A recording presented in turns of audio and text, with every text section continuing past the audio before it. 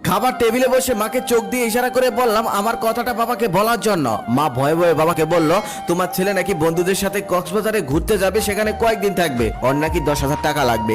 বাবা আমার দিকে তাকিয়ে বলল, কবে যাবে? আমি বললাম 5 দিন পর। বাবা তখন বলল, আচ্ছা ঠিক আছে, আমি 3 দিনের জন্য একটা কাজে বাইরে যাব, এই 3 দিন তুই একটু দোকানে বস, আমি ফিরে এসে তোকে টাকা দেই। আমি খুশি হয়ে বললাম, আচ্ছা ঠিক আছে, কোনো সমস্যা নেই, এই 3 দিন আমি দোকানে বসবো, তুমি তোমার কাজ সেরে আসো।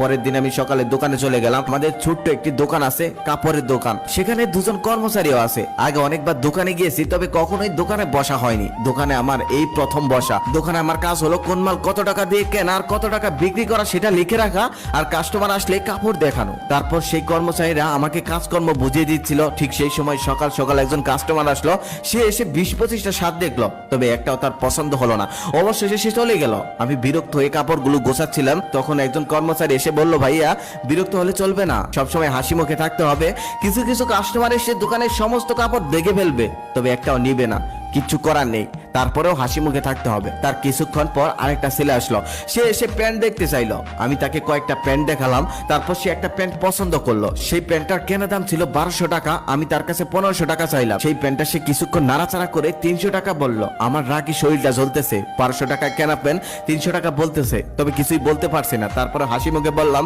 না ভাইয়া দেওয়া যাবে না, এই প্যান্টটা তুমি 1400 টাকা হলে নিতে পারবে। ছেলেটা চলে গেল। তার কিছুক্ষণ পর আরেকজন মহিলা আসলো, এসে সমস্ত দোকান উলট পালট করে ফেললো। তারপর 2টা কাপড় পছন্দ করলো, পছন্দ করার পর বলতেছে, আমার হাজবেন্ড 3 দিন পর স্যালারি পাবে, 3 দিন পর এসে আমি এই কাপড় দুটি নিয়ে যাব, রেখে দেন। রাগে আমার শরীর জ্বলতেছে, কিন্তু আমি কিছুই বলতে পারতেছি না। তারপর তাকে হাসি মুখে বললাম, ঠিক আছে আন্টি, আঙ্কেল যখন টাকা পায় তখন এসে কাপড়টা নিয়ে যান, সাথে আঙ্কেলকেও নিয়ে আসবেন। তার কিছুক্ষণ পর একটা ছেলে আর একটা মেয়ে আসলো, দেখেই মনে হচ্ছিল তারা গার্লফ্রেন্ড বয়ফ্রেন্ড। এসে অনেক ভাব দেখাচ্ছিল। এক কর্মচারীকে বলল, তোদের দোকানের সব থেকে ভালো কাপড় চোপড় গুলো আমাকে দেখা। তারপর সে অনেকগুলো কাপড় চোপড় দেখালো।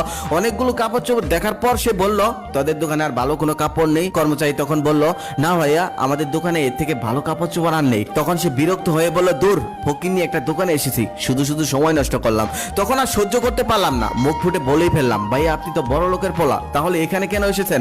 আপনি তো যাবেন যমুনা ফিউচার পার্ক কিংবা বসুন্ধরা সিটিতে, এখানে এসে কেন সময় নষ্ট করছিলেন? তখন আমাদের দুজনের মধ্যে কথা কাটাকাটি হচ্ছিল। ঠিক সেই সময় আমাদের এক কর্মচারী তার কাছে মাপ চেয়ে বলল, ভাইয়া প্লিজ আপনি চলে যান। তারপর ছেলেটা চলে গেল। তারপর কর্মচারী আমাকে এসে বলল, ভাইয়া এমনটা করা যাবে না, আমরা দোকানদার, আপনি তো প্রথম এসেছেন তাই জানেন না, প্রতিদিন কত রকমের কাস্টমার আসে, কত মানুষ কত কথা বলে, সেগুলো আমাদের সহ্য করতে হয়, হজম করে নিতে হয়, শুনেও না শোনার ভান করতে হয়, কিছু করার নেই, আমরা দোকানদার। ওই যে কথায় আছে না, খদ্দের লক্ষ্মী দোকানদার পেঁচা। তারপর সারাদিন দোকান করে আমি একটা হিসাব করে দেখলাম, সমস্ত খরচ বাদ দিয়ে আমি মাত্র ইনকাম করেছি মাত্র 800 টাকা। এভাবেই 3 দিন দোকান করলাম। 3 দিন দোকান করার পর হিসাব করে দেখলাম 3 দিনের সমস্ত খরচ বাদ দিয়ে আমি মাত্র ইনকাম করেছি 5000 টাকারও কম। আবার এই 3 দিনে আমি যে কষ্টটা করেছি, আমার জীবনে আমি এত কষ্ট করিনি, এত মানুষের কথা শুনিনি, কখনোই এত মানুষ আমাকে অবহেলা করতে পারেনি। তারপর সে রাতে আমি ঘরে শুয়ে শুয়ে মোবাইল টিপছিলাম। ঠিক সেই সময় বাবা আমার পাশে এসে বলল, এই নিয়ে তোর 10,000 টাকা। আমি তখন বাবাকে বললাম, বাবা কিসের টাকা? তখন বাবা আমাকে বলল, কেন